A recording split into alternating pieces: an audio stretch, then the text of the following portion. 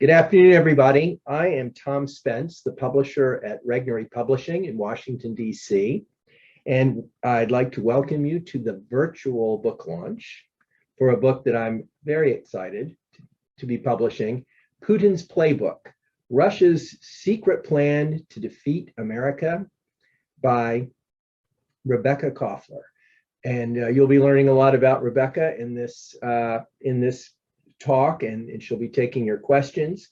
Rebecca is not only an expert in intelligence and particularly with respect to Russia, but is a longtime personal friend of mine. She and her husband, Keith Koffler, who is here. Keith is the senior editor at Fox News Digital, have been friends for a long time. And really this book, at least it came to Regnery. I won't say it came into being this way. You were to write it anyway. But for years, I would hear these amazing, often amusing stories from Rebecca about what it's like to be a Russian living in America, native Russian, and how the Russian mindset is so different in many ways from the American. And with her family who came over here from Russia, there are a lot of funny stories, but that's not why we're here today. We're here to learn about another particular Russian mind, Vladimir Putin, and how the United States should understand him. This book is as important a book as any we've published, I think, at Regnery, at least in my years here. And so I'm delighted that we're going to get to introduce it to you today. It's not only important because of what we're going to learn about Putin and Russia, but what we learn about the American intelligence establishment as well. There's plenty of unsettling material that Rebecca is unveiling in this book, and we'll hear more about that in a minute. Rebecca Koffler is, I think, the embodiment of what we mean when we call somebody indomitable and a fighter. And thank goodness she's on our side. So, and I could not be prouder to be her publisher. So thank you, Rebecca. And her husband, Keith, will be helping out here, as he does all the time with Rebecca. That's what I do. and taking your questions later on. But for now, I will bow out and turn this over to Rebecca Koffler, to tell us about Putin's Playbook. Thank you. Thank you, Tom.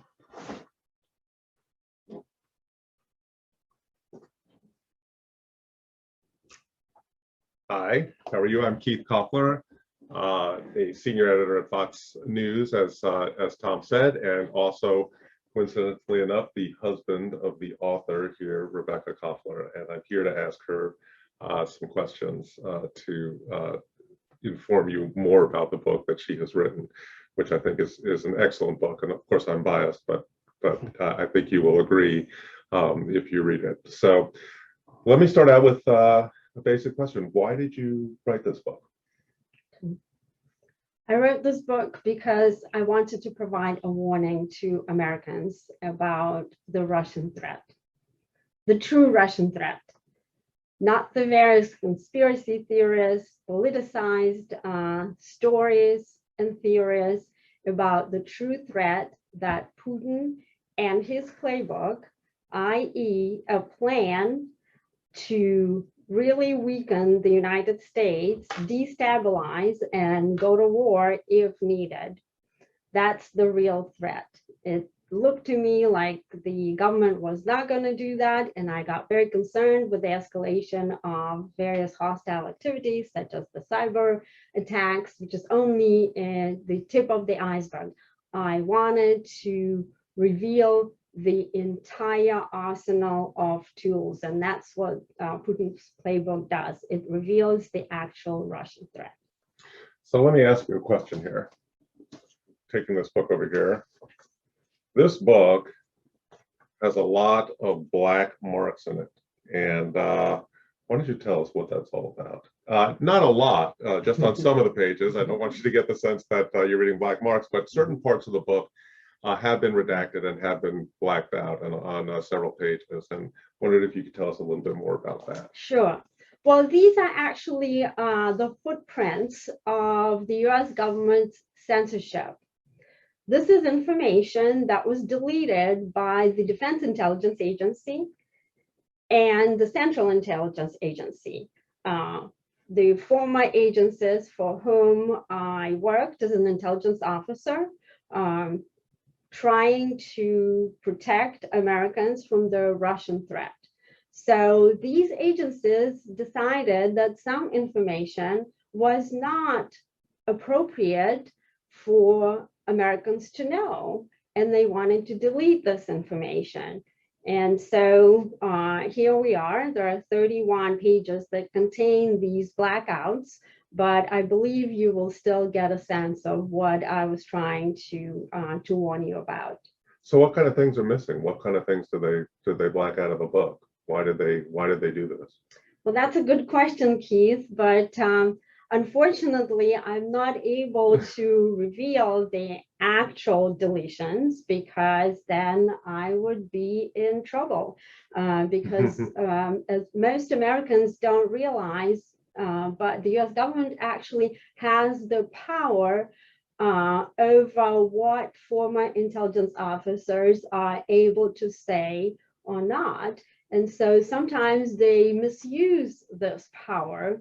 And so there are some things that actually are open source. The entire book is based on open source information. And it's special information, authoritative sources that I am able to mine with the expertise that I have. But the government, nevertheless, the government did not want that unclassified information in the public domain. Yeah, and I've had that experience a lot where Rebecca would come home from work and I'd say, "What'd you do today?" And she'd say, "Nothing."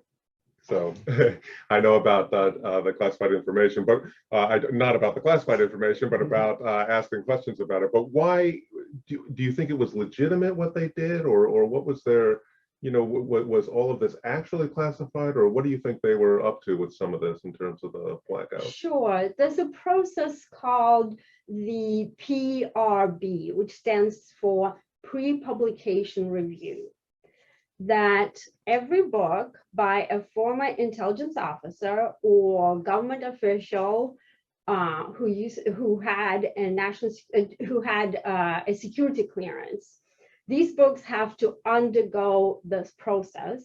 The manuscript is submitted to the government, and the government says has to give their approval. So unfortunately, and this process actually is a legitimate process. It has to exist because we need to protect truly classified information, secrets that if fall into the hands of our foreign adversaries can harm Americans, can harm our intelligence officers, can harm our military personnel. Typically, this information is sources and methods. Well, none of this is in my book. My book contains absolutely no classified information. What it does contain, though, and what the bureaucrats, the government bureaucrats, did not want to be revealed is my criticism of how they mishandled the Russian threat. And the Russian threat has truly been mishandled, leaving Americans defenseless, not only to the cyber attacks, but to a whole host of other tools and operations that Putin has planned to unravel our country. Well, let's talk a little bit more about the threat itself and what Putin is actually up to. Give us a sense if there's more than cyber. People have been obviously witnessing lately some of these cyber attacks that have occurred from within Russia, but very possibly with Putin's blessing. What is the threat? What are the tools that he is using to undermine the United States? Right.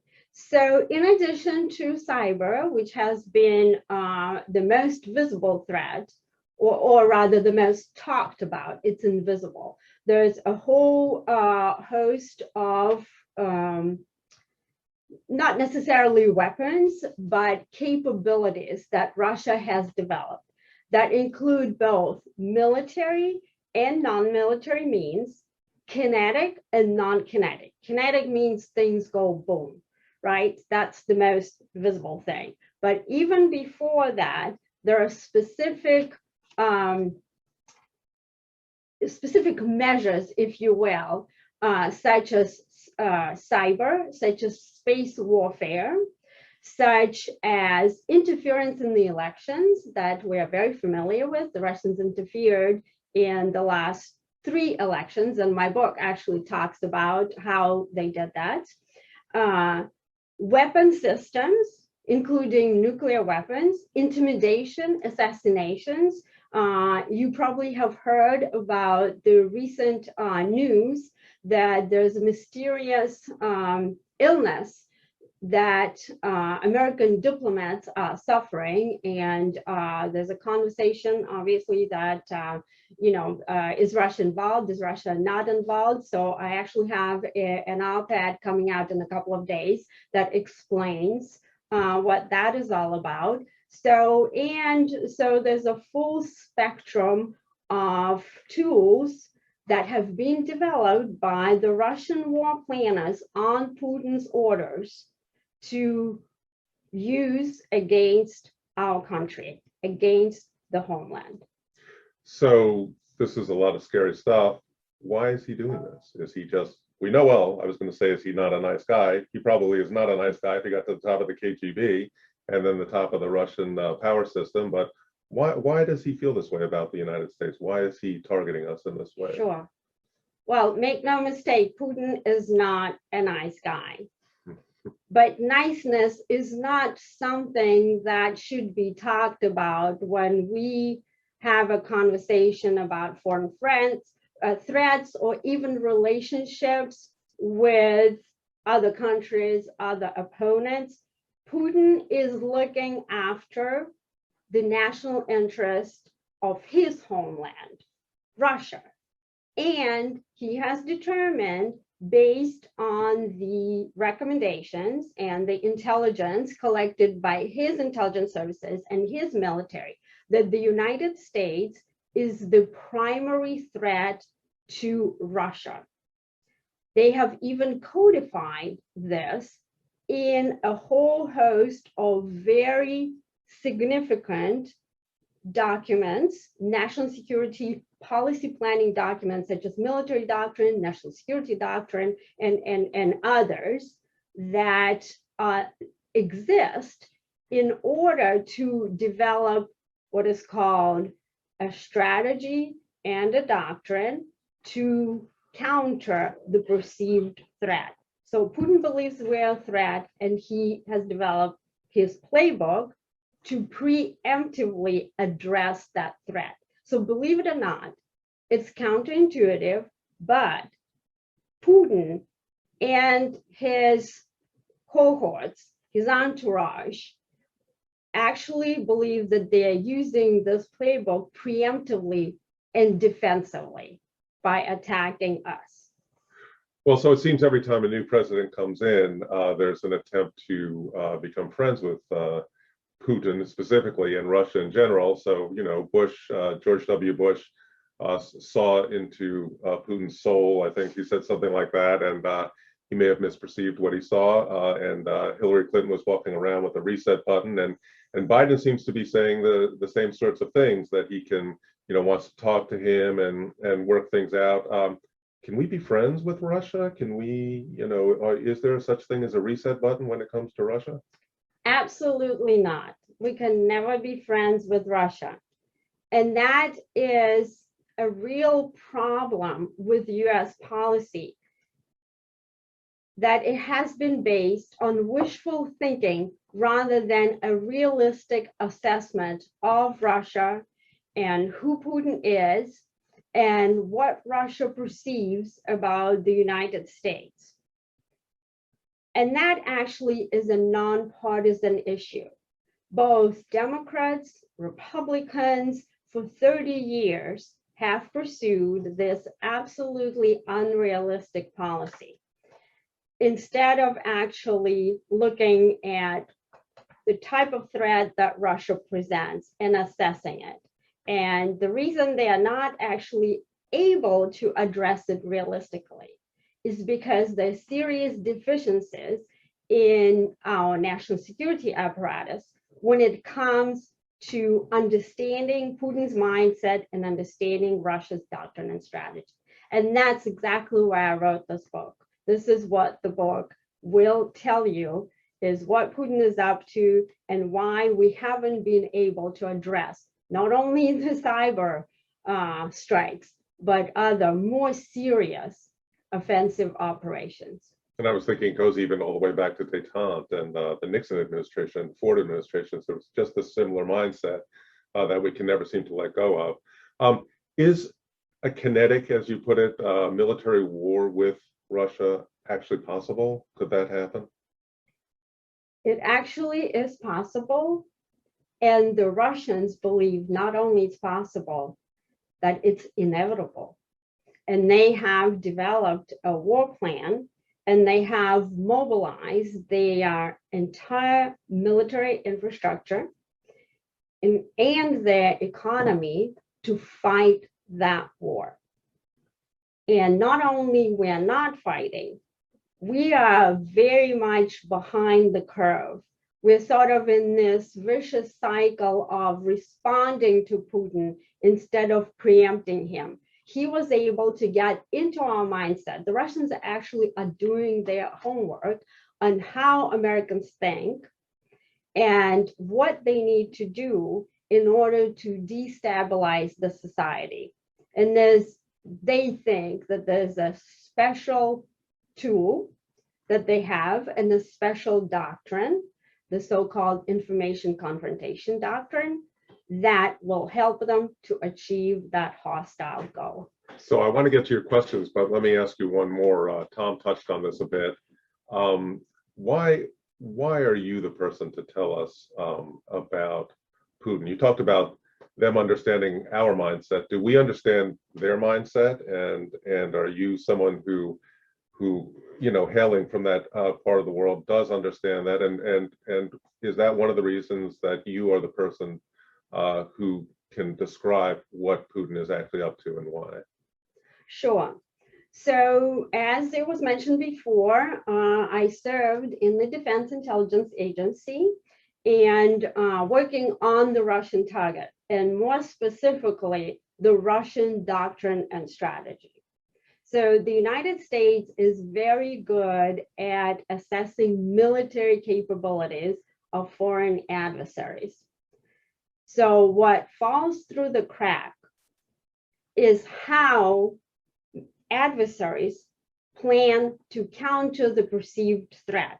So as we know, when we went in Afghanistan, we went in Iraq, we brought in super expensive weaponry.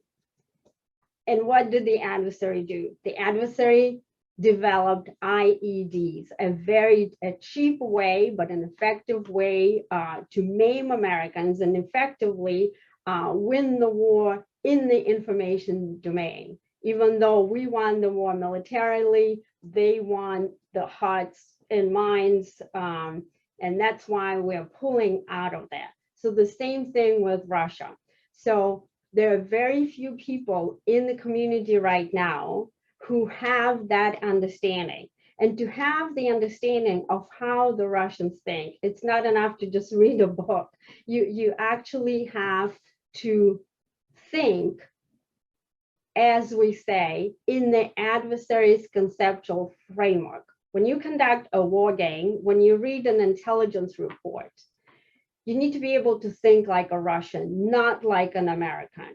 Otherwise, you do what we call mirror image, and that's why you come up with assessments that have, that are not accurate assessment. This is why we had a situation when the intelligence community puts out the so-called intelligence assessment that contains assessments that actually are illogical and they're faulty.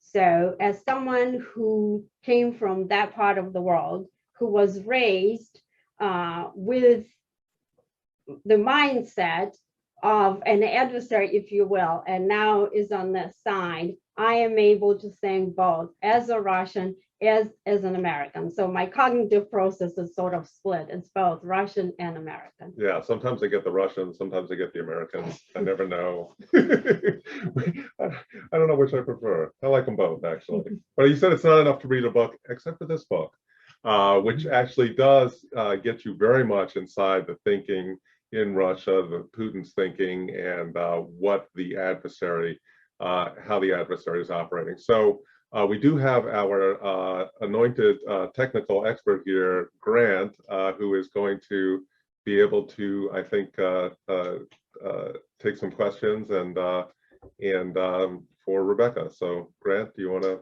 are there questions or yeah, have we, absolutely. Okay, great. And everyone who's listening in, thanks for joining in. Please feel free. We have a Q&A section on the bottom. If you look kind of the middle bottom portion of the screen right next to the participants, you can actually click on that and ask a question, or you can hop in the chat, which I see some of you are doing, and ask there, and we'll get to all of those that we can.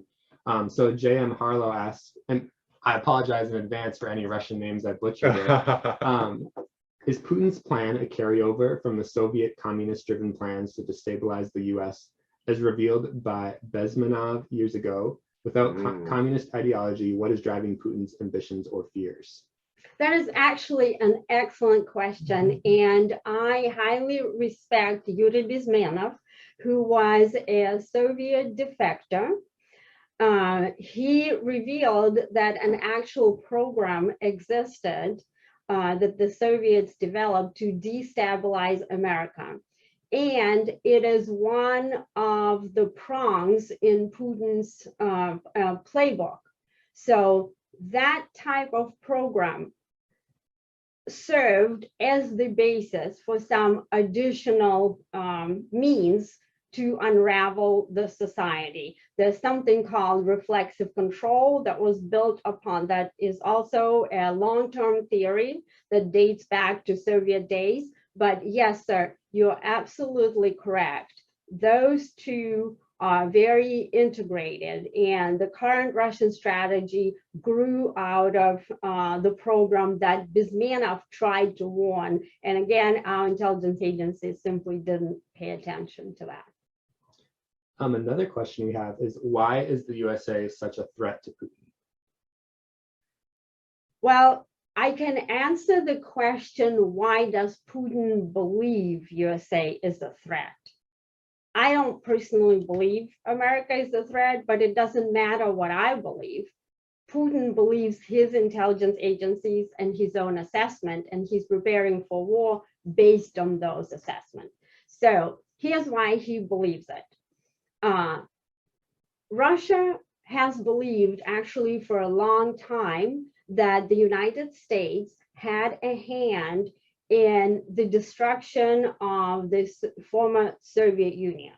It's not the socialist or government structure that they believe resulted in the collapse of the country, but it's actually the United States policies that led Russia to develop military capabilities to take on or to defend themselves from the United States, and then they couldn't keep up with the spending.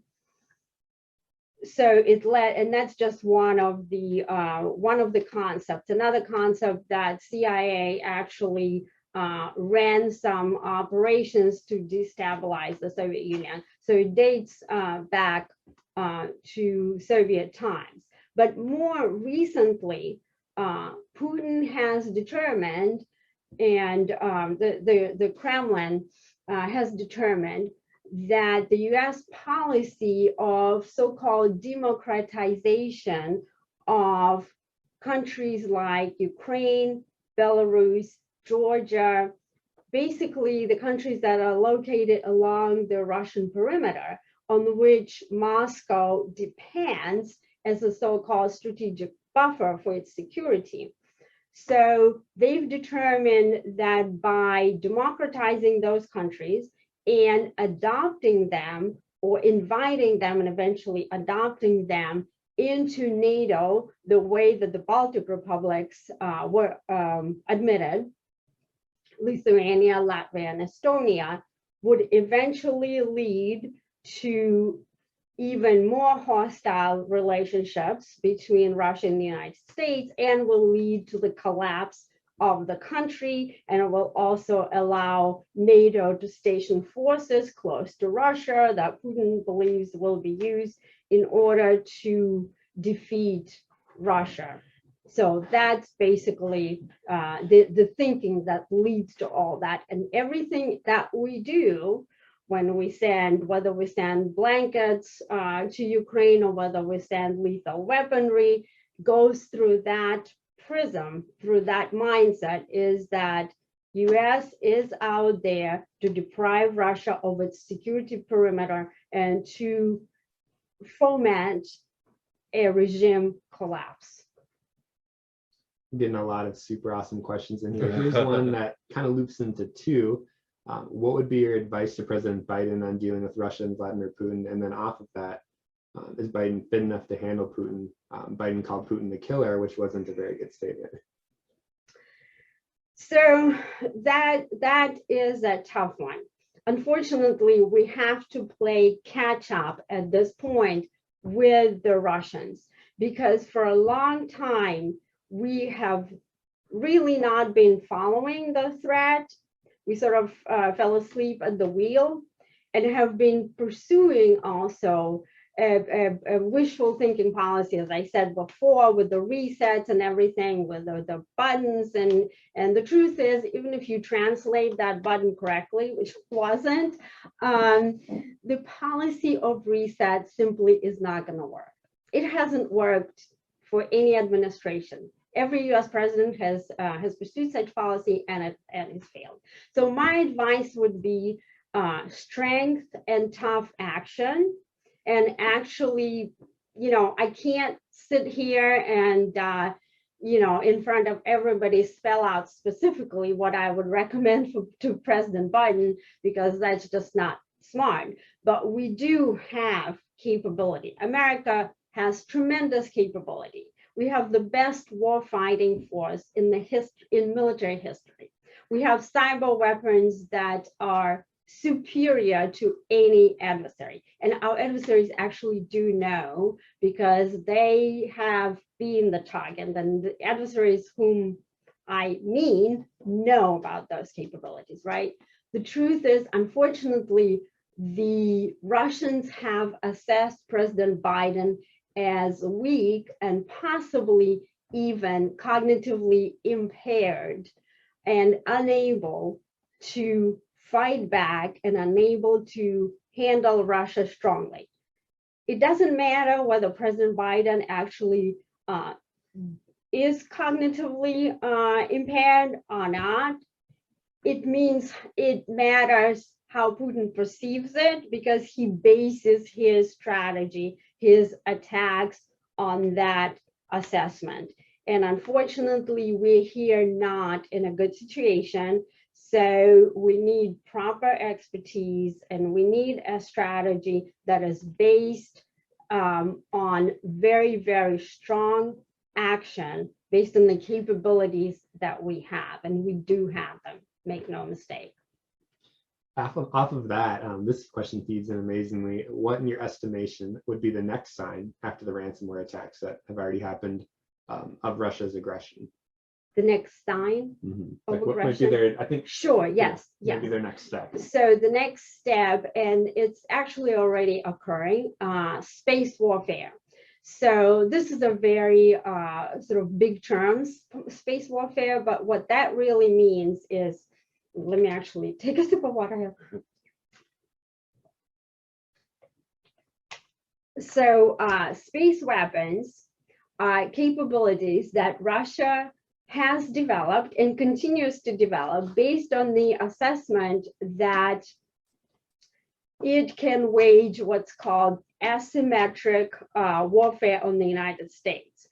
it has determined that our strength, the root cause of our strength, of our superior military capability, is in our space capabilities. And so many people may not know, but we conduct war, we conduct intelligence, and we conduct a lot of civilian type applications through our satellites, missile warning satellites, intelligence collection satellites, and of course, you know, the GPS, the proverbial GPS that right now we use for everything, to get to the nearest, you know, ATM, to get to the nearest gas station. We used Get to the book publisher. and to the book publishing, who used Waze. I like Waze. He likes what, Google Maps. Yeah. So anyways, so the Russians developed both kinetic and non-kinetic capability to degrade or disrupt those satellites. Okay, not only in wartime, but in peacetime. And in addition to that, there's also directed energy weapons that have been used, as we know, against US military personnel. So, and there are a lot of, there's a lot to it. So they're basically, so the next sign will be space and counter space offensive operations, not necessarily disruptive, but just like in cyber, just to destabilize. And the Russians actually have the capability to calibrate how they conduct their warfare. And they like to do it below the threshold of US military response, because they don't want to fight the actual war. They want to win the war without fighting. And if necessary, they will up the ante and use the actual kinetic capability. I don't want to assume, but that may answer this question here. Russia has only one plagued aircraft carrier. Does this mean the Russian Navy is behind the US, or that their Navy realizes the next war will not be like World War II? Do you have any additional thoughts on that? Sure. No, the Russians actually do realize that the next war is absolutely not going to be like World War II. And this is why they have developed a strategy that is called strategy of indirect action. And another word for it is asymmetric. In reality, it's both asymmetric and symmetric. It is asymmetric because Russia is looking to exploit the vulnerabilities that it perceives that stem from United States over-reliance on technology. So it has this, as I alluded to, space weapons, cyber weapons to use in that type of warfare. The reason the strategy is also symmetric is because Russia has been modernizing its military since 2008, since the Russia-Georgia war. And Putin has prioritized aerospace defense troops, nuclear weapons, and Navy, of course. And this is why occasionally we have information that Russia runs their, submarines off of U.S. coast, and sometimes there's information that we were not able to track those submarines. So anti-submarine warfare, naval warfare is a very viable tool in Putin's arsenal, and the Russians understand. And Putin also, the other day, he just made a statement how the Russian Navy can deliver an unpreventable strike, to the United States. So all of these, tools are actually part of his toolbox. What do the everyday Russian people think of America? If possible, would they all immigrate here? I don't believe everyone would immigrate to America if possible. The Russians actually don't believe that democracy is a viable way to govern the country. The reason for that, they believe democracy is chaotic and it is disruptive because there is plurality of opinion, because there's too many, because the state effectively cannot control its people. And so stability is Russia's primary objective. So believe it or not, they don't support democracy, but that's because they don't understand really what democracy means. The reason that is because when the Soviet Union collapsed in 1991,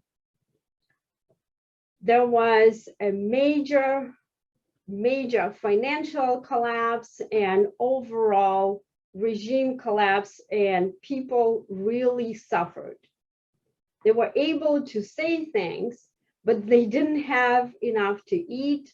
Crime was rampant. I actually, when I visited my family, I was stunned that they had, you know, one light bulb that they were carrying from room to room, or, you know, from our apartment to the dacha.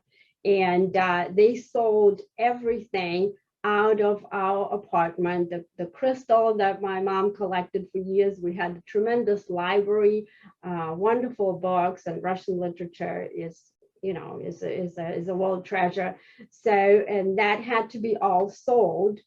And so, and that is the perception that the Russians have about democracy. And so now they also hear what happens in Ukraine, that Putin has completely hijacked the narrative about. And so the answer to your question is no, they don't like the United States right now. They don't like Americans, partly because they misunderstand, partly because of all the disinformation. Ironically, in my time, we loved America, we loved Americans, you know, we loved Ronald Reagan. You know, I personally listened to Voice of America, even though it was not allowed, you know, with my shortwave radio. And there was more love towards America during Soviet times, ironically, than now. And part of it is because of really, you know, really foolhardy policies that US, you know, politicians and bureaucrats have pursued towards Russia. And partially it's because of Putin's disinformation that he wages not only on foreign countries, but also against his own population to keep himself in power. So does Putin and his administration fear people like you, Rebecca, or does he not pay attention because he's not worried about Obama, Biden, Harris, because they won't act on information you provide? So that actually is an excellent question. I don't know if I'm happy or unhappy to report, but I Googled my name in Russian with my Russian, you know, keyboard, and I'm all over the Russian press, you know, maligned, of course, and this sort of thing. So that concerns me a bit, but not really. I mean, I was prepared for that. I don't know really. I mean, Putin clearly is concerned about defectors, right? We know what happened with the Skripals, you know, Yulia and Sergei Skripal, the former GRU officer. We know what happened with Alexander Litvinenko. All of them were, you know, the targets of the Russian, you know, not only intimidation, but assassination attempts. We had even US intelligence officers being intimidated by the Russian intelligence services. So clearly that tells you that they view us as a threat. I am not a defector, but I am an immigrant to the United States who actually served in the US intelligence community, providing my knowledge and expertise to to defend Americans from the Russian threat. So once that becomes clear, yes, I would imagine Putin will be concerned. And what was the second part of the question? Oh, okay, I got it. So because he's not concerned about Obama and President Biden. So so Putin is concerned in general about the United States, and he always has a strategy that is tailored to a specific U.S. president. They do profiling, obviously, just like we do, and based on their assessment of what the hot buttons and what the vulnerabilities are of this or that president, I wouldn't say that he's not concerned about, presidents like President Obama and Biden. He's concerned, but he's more concerned about his ability to manipulate them. And their assessment is both for these, two presidents with the resets and everything, is that they are more easy to manipulate than somebody, let's say, like a different president who more realistically assesses their capability and pursues a strong policy against Russia. And by the way, I put a no trespassing sign on the lawn just to avoid any kind of trouble.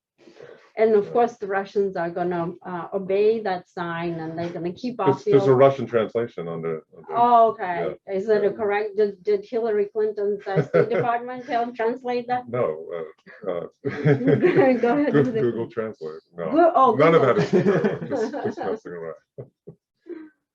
So half of your last, how you kind of ended the last question, why are so many U.S. presidents, other than President Trump, set on a reset with Putin versus addressing the threat, or at the very least, willing to handle Russia and Putin strongly?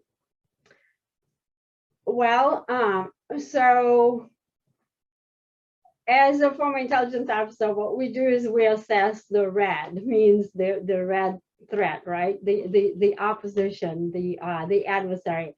We don't really assess blue, so I can't say why that happened, but I can just provide my own sort of interpretation of why. It's not going to be like an intelligence assessment. It'll be my opinion. So I believe that Americans truly believe in democracy, and they believe that everyone else, of course, would believe that democracy is the best way to govern the country, right? But and so for that reason, there's a long-standing U.S. policy to prevent any single country from becoming a dominant power in Eurasia.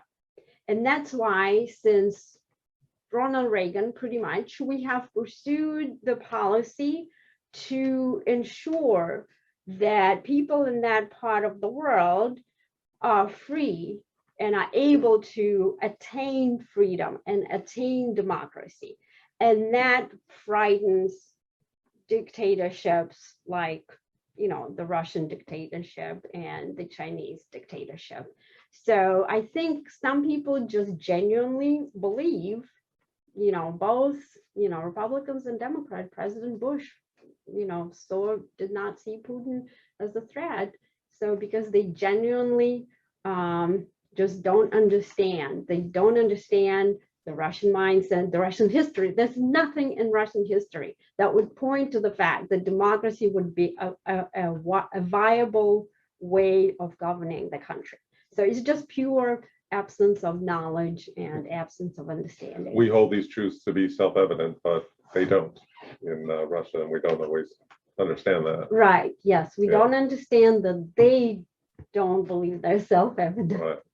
So there's a few questions relating to this. Can you briefly summarize Russia's alliances with China and India, and where or how the U.S. and its allies partners fit in that paradigm? Like i.e. the Quad, or USA, Japan, India, Australia, and then kind of feeding off of that, is it possible that China may join Russia in taking our country down? Mhm. Speak to Sure.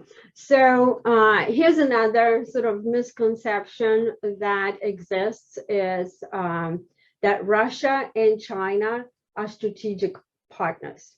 That is not true. And the intelligence assessment that came out relatively recently that basically assesses this to be true, that these are partners, and Russia views China as a threat. Threat number 2 after the United States. It develops capability also to counter the Chinese threat. I'm not going to go into like the explanation why they believe, some of it is, self-evident, long unprotected border. China is a, very strong economic power, et cetera, et cetera. So the reason why Russia and China position this narrative that they're strategic partners is really because they understand how the United States would react and that they would fear that. So they're basically, again, they've done their homework. Will they wage war cooperatively against us? No, they don't. Yes, they conduct military exercises together, but a lot of it is for show. There's no integration at the ground level of troops, weapon systems. That just simply is not logical because Russia perceived China as a threat. Could they possibly coordinate and time cyber attacks to incur damage against the United States? Yes. So some of that kind of superficial collaboration could occur, but not no true partnership. With regard to India, Russia sells weaponry to India. Russia actually is a second in terms of weapons trade after the United States. So it does want India as sort of as a market. That's basically my answer to that. Yeah. We have one, congratulations on the book. And what possibly is Russia's endgame? Does he want to control our natural resources? Does Putin want us to speak Russian? Does he want control of our financial systems? What's the endgame? Actually, none of the above. So Putin is quite realistic about his own capabilities. What Putin wants is for the United States not to meddle in his perceived sphere of influence. But here's where the scenario of unintentional escalation of conflict to war comes in, is because he sometimes misinterprets our posture. So as we know, about a month ago or so, Putin has conducted a massive military buildup along the Ukrainian border. Basically, he is looking for something that unfortunately he may find. He's looking for America to take the Crimea back. He would be concerned about that, right? Because we don't recognize Crimea as a Russian territory. And so what we do is we try to signal that we don't consider Crimea that, and we conduct various, deployments of our Navy into that part of the world. And so his goal, ideally, is to destabilize our country just enough so that we fight ourselves, to foment chaos, to foment discord here, which is basically what's going on right now. The country is so politicized, polarized, we can't talk to each other.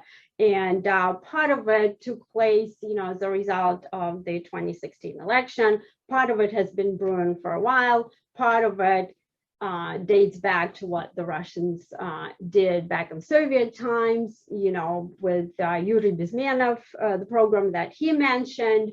So the ultimate goal is to destabilize, but if that doesn't work, and the United States continues to try to, from the Russian view, to peel off Ukraine and all of these other countries out of his orbit and take them into the Western camp, he would continue to escalate to the point of military operations, more likely in Europe. But if the Russian General Staff concludes that Russia is losing in a conflict and an active conflict, then the doctrine calls for various more offensive, more dangerous operations within the homeland.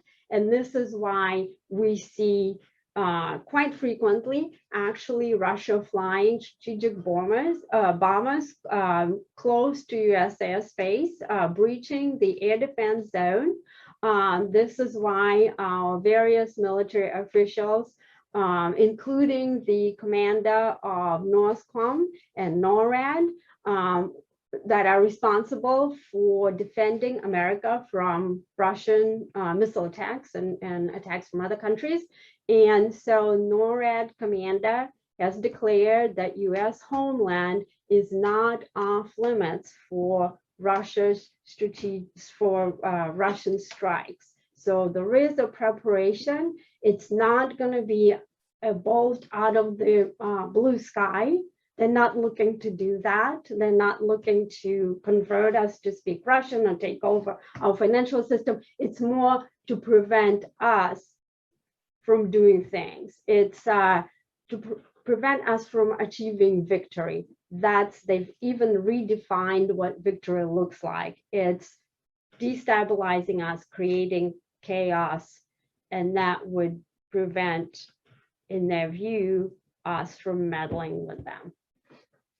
So this next question I think is great, and we have a couple more after this, and then I think will get us right up to the hour. The US promised to not move NATO to the Russian border, but they did. So isn't Putin then behaving rationally, seeing this as a threat?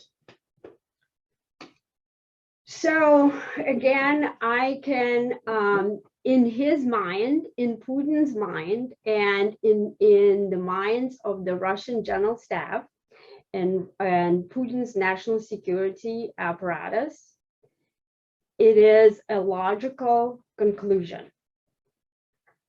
Do I think it's a logical conclusion?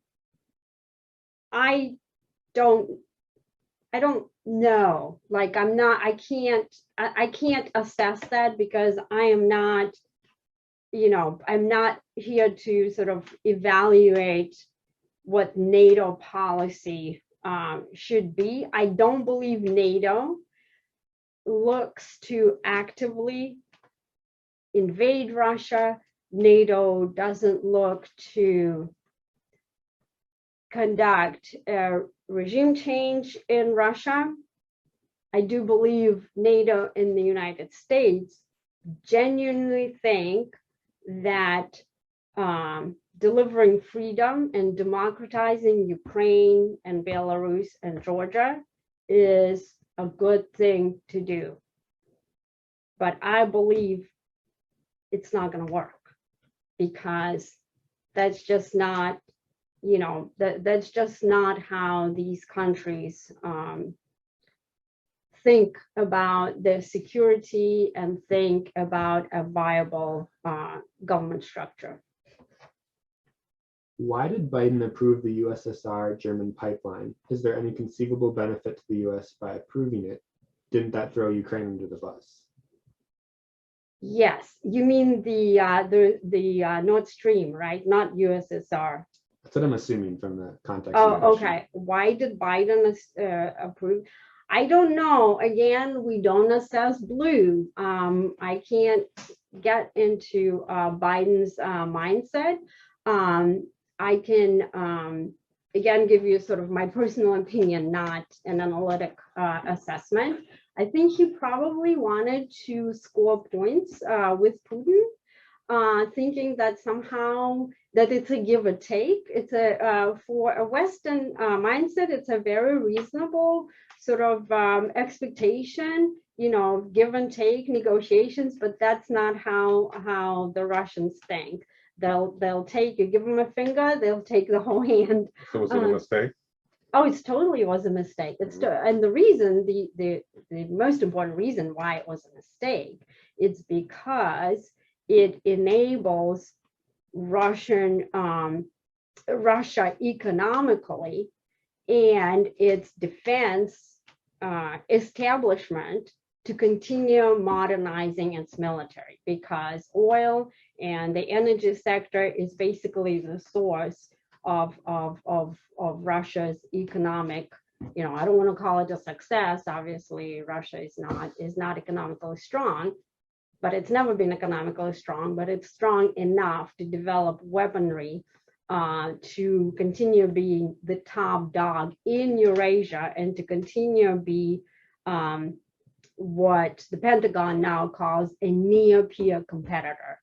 So they're very close in terms of, we're not necessarily peers in terms of military capability, but they're a near peer.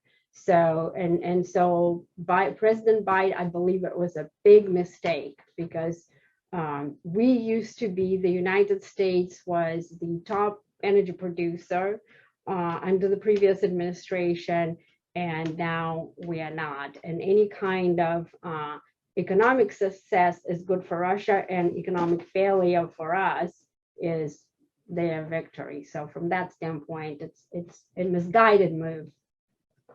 And last question here from this list, and then we'll give you all a little discount code where you can get 40% off at Regnery.com. Rebecca, if you want to just let everyone know too where they can pick up your book. Sure. But what is your assessment of the opposition to Putin in Russia right now?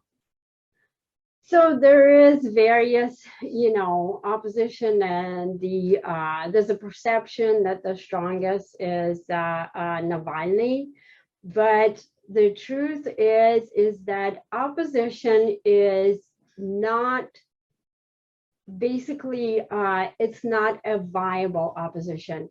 And the reason is that, again, the Russian mindset is different. Putin's approval ratings are still high. They're not as high as they used to be, like in the 80s, 90s, but they are still high. And the reason for that is that the Russians prefer stability to chaos. And they prefer that their country is what they call a great power. And Putin has delivered on those. Putin has actually raised the Russian prestige. And Russia is now back. You see, like President Biden is very eager to sit down with Putin at the table and conduct, negotiations. They're actually going to meet on Wednesday for arms control talks, which is not Putin and Biden. Not Putin, but the experts, Right. the so-called experts, another completely foolhardy policy. Anyway, but what I'm trying to say is everybody is looking right now to Putin for this or that. Putin, again, he has reestablished Russia's footprint in the Middle East that they didn't have for 30 years, because Putin was able to trick President Obama into, this myth that he's going to take out the chemical weapons out of Syria and all that. And meanwhile, the Russians have a completely different goal in there. So what I'm trying to say is Putin, going back to the question, I'm sorry, I'm giving you a little bit roundabout way. So the Russians believe that Putin provides stability, Putin provides the prestige that they so much, yearn for, because having lost that status as a result of the collapse of the Soviet Union, it was really done a lot of damage to the Russian psyche. They really used to be the superpower, and Putin provided the economic stability. So it's very hard for the opposition to gain traction. And I don't believe they can gain traction as widely as they need to really change the power structure, because Putin has his, and it's not just him, it's the whole like Siloviki, the intelligence services. It's all basically government, business, intelligence services. They're all, it's like a Japanese system called Kiretsu. They also have that kind of integration. So that's the Russian version, except it's also corrupt. There's corruption. And also, if you are interested in more information about me, about my articles, I'm writing a lot of op-eds. You can go on RebeccaKoffler.com, and there will be more and more information coming about on Russia, on other national security threats, and I will continue fighting the fight. Even though I'm no longer in the intelligence community, I will continue fighting for Americans, for our safety and security, despite the fact that the US government tried to censor my book. I will not be silenced. Thank you for your participation. Thank you very much.